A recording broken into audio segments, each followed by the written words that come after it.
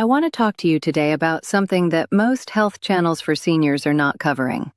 Not because it is rare, not because it is not serious, but because it does not fit neatly into the conversations we usually have about aging, diet, and lifestyle. There is a virus present across the United States and parts of the world right now that most doctors do not raise in a standard appointment, that most seniors have never heard explained in plain language. And that is sending adults, particularly adults over 60, into intensive care units with almost no warning. It is called Hantavirus. And today I'm going to walk you through exactly what it is, how it gets into your body, what it does once it is inside you, and most importantly, 5 specific things every adult over 60 should do this week to protect themselves. This is not alarm. This is information. And by the end of this video, you will know more about this threat than most people your age, and more than most primary care appointments have ever had time to cover. Why this matters after 60, and why now. Welcome to Healthy Aging Research. My name is Emily Hart. This channel exists to give adults over 55 the honest, evidence-informed guidance that a standard appointment rarely has time to cover. Before we begin, everything we discuss today is educational guidance. If you have any concerns about potential exposure or symptoms, please speak with your doctor promptly. We will talk about exactly what to say and when to say it before this video ends. Now, let us start at the beginning. What is hantavirus? And why does it affect older adults differently? Here is a useful way to think about what hantavirus does inside your body. Imagine your immune system as a city's emergency response network. Police, fire, paramedics, all working together. Now imagine a threat so precisely adapted to evade that network that it slips through the ventilation system, bypasses the checkpoints, and goes directly for the power station, your cardiovascular system, and your lungs. That is hantavirus. It is a single-stranded RNA virus, meaning it carries its genetic instructions in an efficient ribbon of material that it uses to enter your own cells and force them to make copies of itself. It belongs to a family of viruses that has been present for thousands of years, living quietly inside rodent populations. The deer mouse is the primary carrier in North America. The rodent itself almost never gets sick. It simply carries the virus in its saliva, urine, and droppings, shedding it into the environment constantly, silently, and with no visible warning signs. There are multiple strains of hantavirus found around the world. In North America, the primary strain responsible for severe illness is called sin nombre virus, which translates from Spanish as the virus with no name. It was first identified in 1993 during an outbreak in the Four Corners region of the American Southwest, where a cluster of previously healthy individuals died of a mysterious respiratory illness that baffled physicians at the time. In South America, a strain called Andes virus has been responsible for outbreaks in Argentina, Chile, and Brazil, and it carries the concerning distinction of being the only known hantavirus strain capable of spreading from person to person. In Asia and Europe, different strains cause a condition called hemorrhagic fever with renal syndrome, which attacks the kidneys rather than the lungs. All of these strains share one critical feature. They exploit exactly the kind of immune vulnerabilities that naturally accumulate in the aging body. According to data published by the Centers for Disease Control and Prevention, the case fatality rate of the most dangerous form of hantavirus, a condition called Hantavirus pulmonary syndrome, sits between 38 and 50%. That is a serious number. And adults over 60, whose immune systems have naturally changed with age, are among the most vulnerable. This is why this conversation belongs on this channel. How it spreads, and why the risk is closer than most people think. The primary route of infection is inhalation. You breathe it in.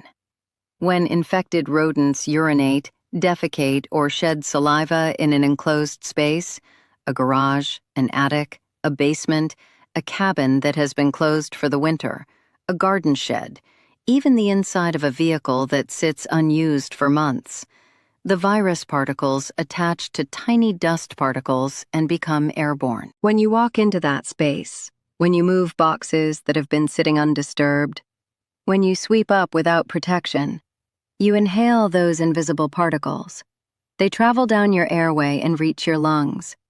Research published in the journal Emerging Infectious Diseases has found that the virus can remain viable and infectious in the environment for several days, and in cool, dry, sheltered conditions, potentially even longer.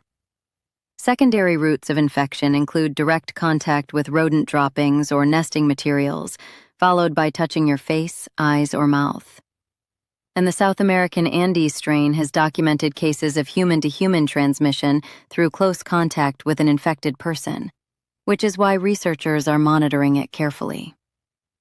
Here is something critically important for adults over 60 specifically. After the age of 65, the system of tiny hair-like structures lining your airways, which trap and sweep out foreign particles before they can reach your lungs, declines in efficiency by approximately 30 to 40%, according to research from Johns Hopkins University School of Medicine.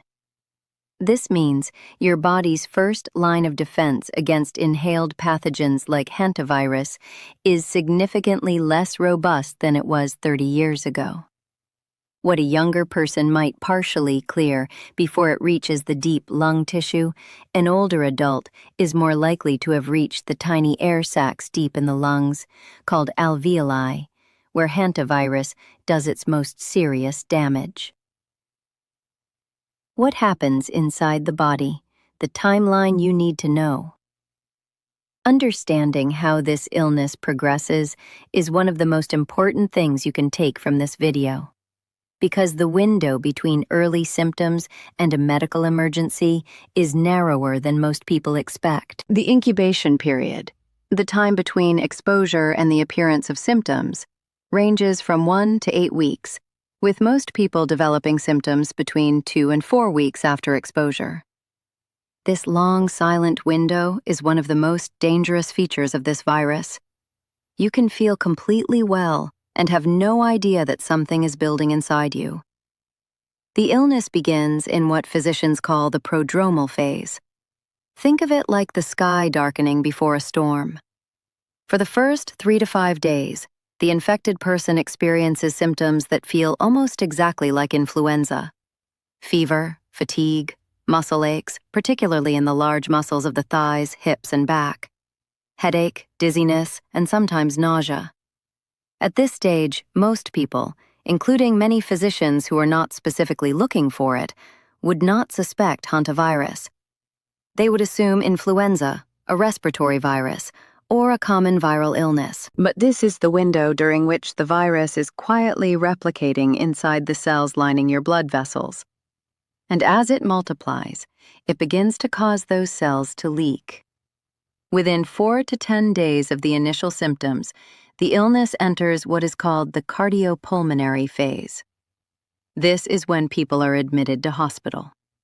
As the blood vessels in the lungs become increasingly leaky, fluid begins flooding the air sacs. The lungs, which should be light and spongy, begin filling with fluid. Breathing becomes rapidly more difficult. Not mild breathlessness, but a genuine inability to get enough air. Oxygen levels in the blood drop. Blood pressure falls. The heart, struggling to function without adequate oxygen, begins to fail. Hantavirus pulmonary syndrome can progress from the first sign of respiratory distress to complete respiratory failure in as little as 24 to 48 hours. Many patients require mechanical ventilation within a single day of their breathing becoming compromised. This is why recognizing the disease early and acting on that recognition quickly matters so much.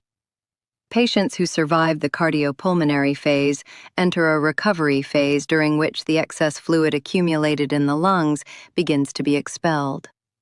Recovery can take weeks to months. Some survivors report persistent fatigue and reduced lung capacity for years afterward. There is currently no specific antiviral drug approved to treat hantavirus infection. Treatment is entirely supportive: oxygen, mechanical ventilation, fluid management, and time. Prevention is everything. Real cases, because this is not a theoretical risk. I want to tell you about real people this has happened to, because documented cases make the risk tangible in a way that statistics alone cannot. In May 2012, a 37-year-old man stayed in one of the signature tent cabins at Yosemite National Park in California. He returned home and within 3 weeks developed rapidly progressive respiratory failure. He was one of 10 confirmed cases of hantavirus infection linked to that Yosemite outbreak that year. 3 of those 10 individuals did not survive. The CDC investigation found evidence of rodent infestation in the insulation of the cabin walls. Thousands of visitors had to be notified and monitored. In 2020, a case was reported from Washington State involving a man in his early 60s. Let us call him Gerald, who spent a weekend cleaning out a long unused storage barn on his rural property.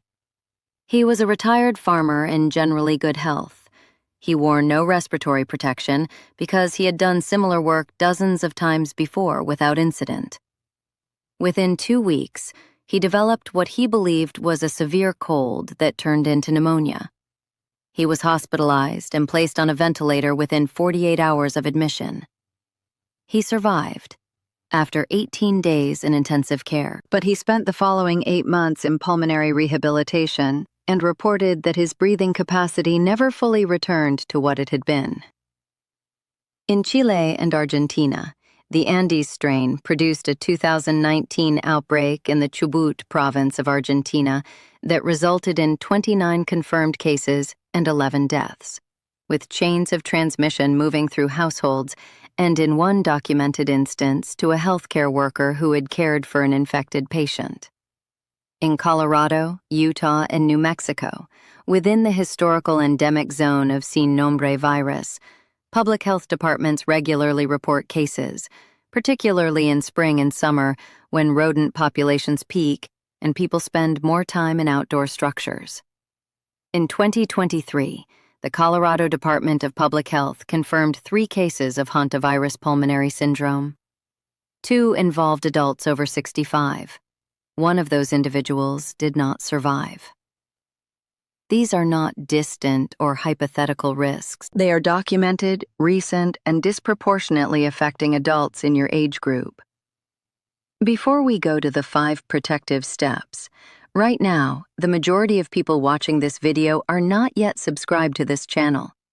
If you are finding this information useful, subscribing takes 1 second and means every video we publish will reach you automatically. We are working toward 1,000 subscribers by the end of this month. Hit subscribe, and let us get into the 5 things you can do right now. 5 protective steps, ranked from important to critical. I am going to walk you through 5 specific actions, ranked from important at number 5, all the way to the single most critical thing you can do at number 1. Stay with me through to number 1 because it is the step almost no senior is taking, and the reason why matters. Step 5. Do a complete rodent audit of every enclosed space this week. Not next month, this week. Your garage, your basement, your attic, your garden shed, any outbuildings, your crawl space, and any stored vehicles that sit unused for extended periods. You are looking for the signs of rodent activity: droppings, small, dark, grain of rice-sized pellets, gnaw marks on wood, plastic, or food packaging, nesting materials made from shredded paper, insulation, or fabric, grease marks along walls where rodents travel repeatedly, and a distinctive musty odor that an active infestation produces. Do not conduct this inspection by leaning into enclosed spaces without protection. Stand back. Open doors and windows first. Allow the space to air out for at least 30 minutes before entering. If you find evidence of rodent activity, do not sweep, do not vacuum, and do not disturb the area with a broom. We will cover exactly what to do instead at Step 3. Research from the University of New Mexico found that nearly 12% of deer mice trapped in rural areas of the American Southwest carry sin nombre virus. That is roughly 1 in 8 mice in those regions. For your body after 60, with an innate immune response operating at reduced efficiency compared to when you were 40, the biological margin for error is smaller than it once was. Do this audit with another person, not only for practical help, but so that someone is with you and aware if you feel any respiratory distress in an enclosed space. Step 4. Use the right personal protective equipment. This is the step most people get wrong, and the type of protection you choose matters enormously.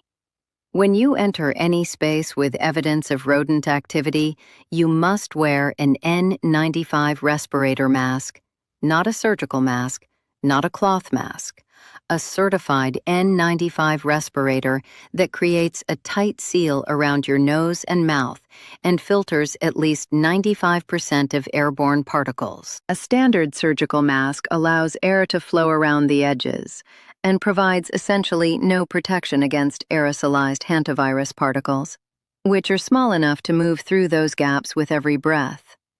You also need disposable nitrile gloves to protect your hands from direct contact with droppings or nesting materials.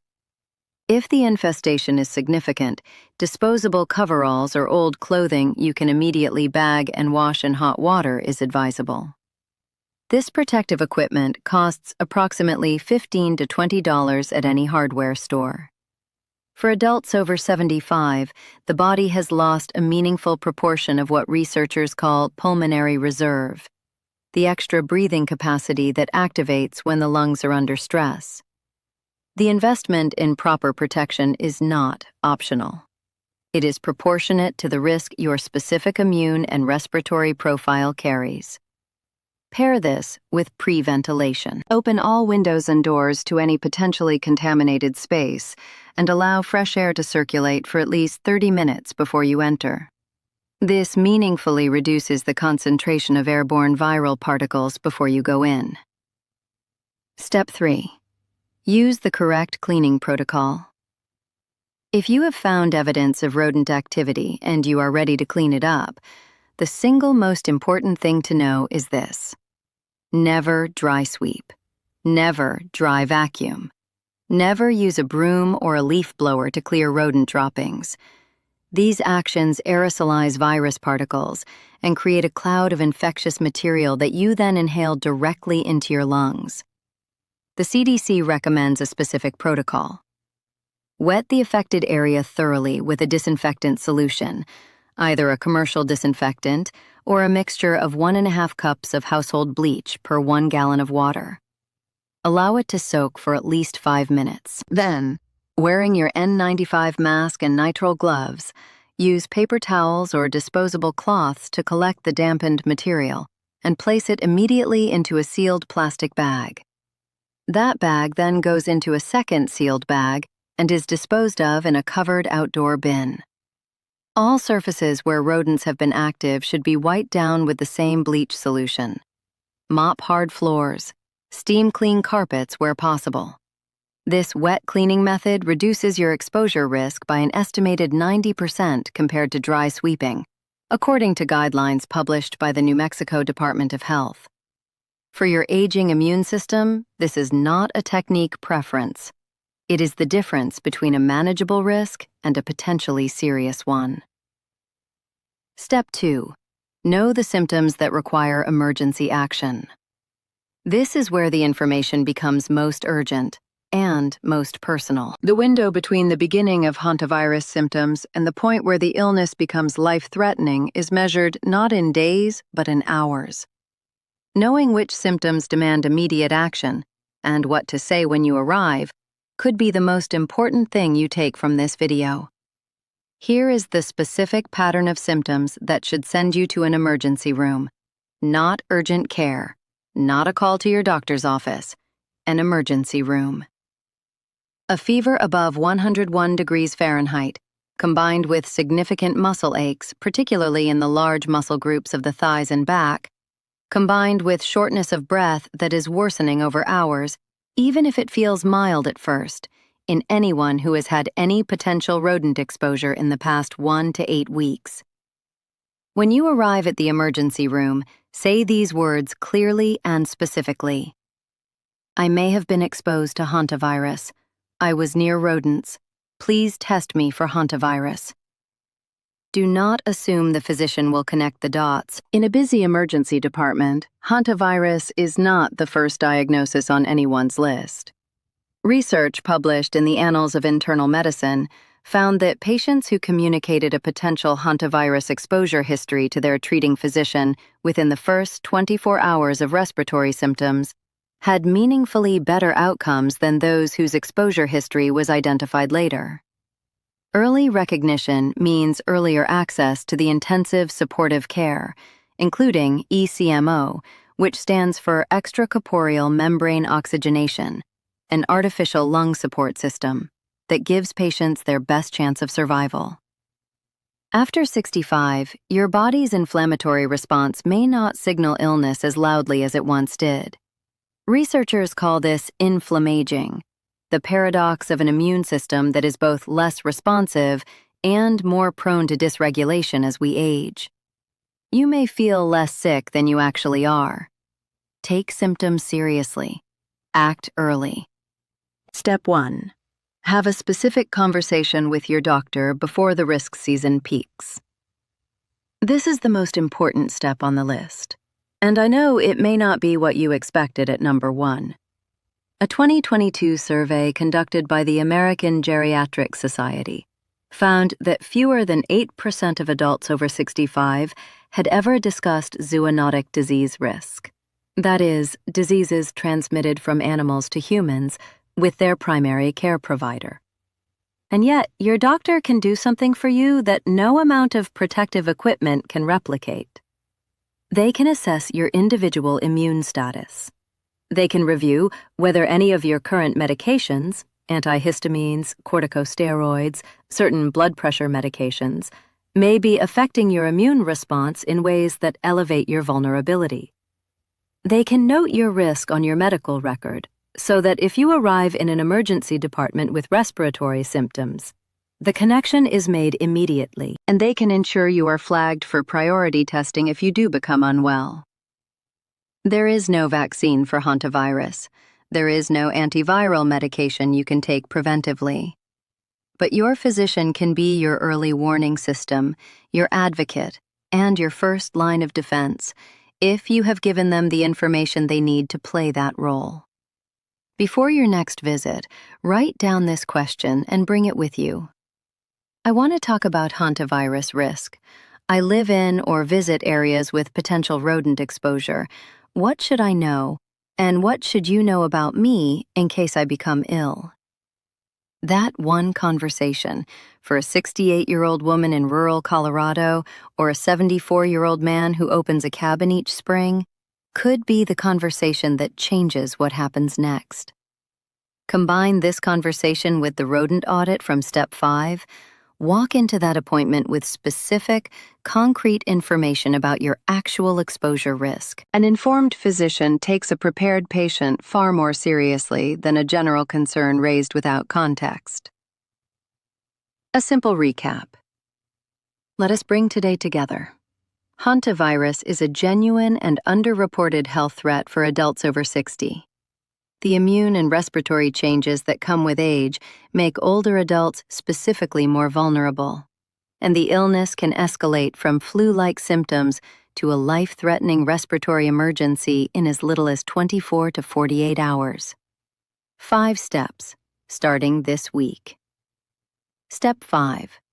Audit every enclosed space on your property for signs of rodent activity.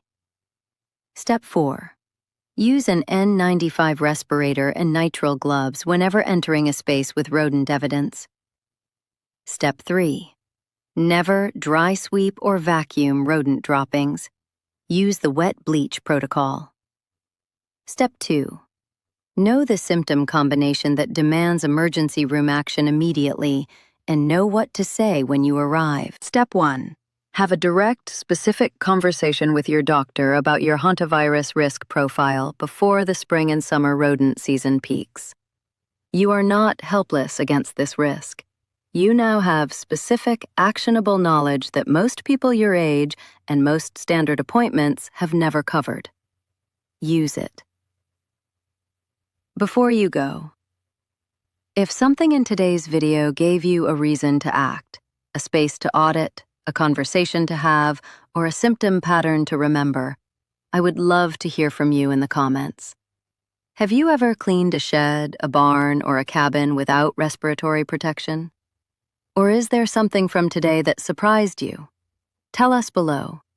Your comment may be exactly what someone else in this community needed to read. If you found this useful, please give it a like. It helps more adults over 55 find this channel and the information it offers.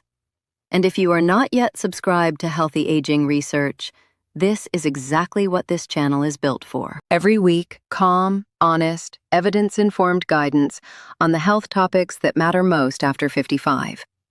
The conversations your appointment did not have time for. Subscribe so you never miss one. One last thing, and this matters. Everything we covered today is educational guidance. If you have had potential rodent exposure and develop fever, muscle aches, and worsening shortness of breath, please do not wait. Go to an emergency room and tell them specifically about the potential exposure. Do not delay that conversation. Thank you for spending this time with us at Healthy Aging Research. Take good care of yourself, and we will see you in the next one.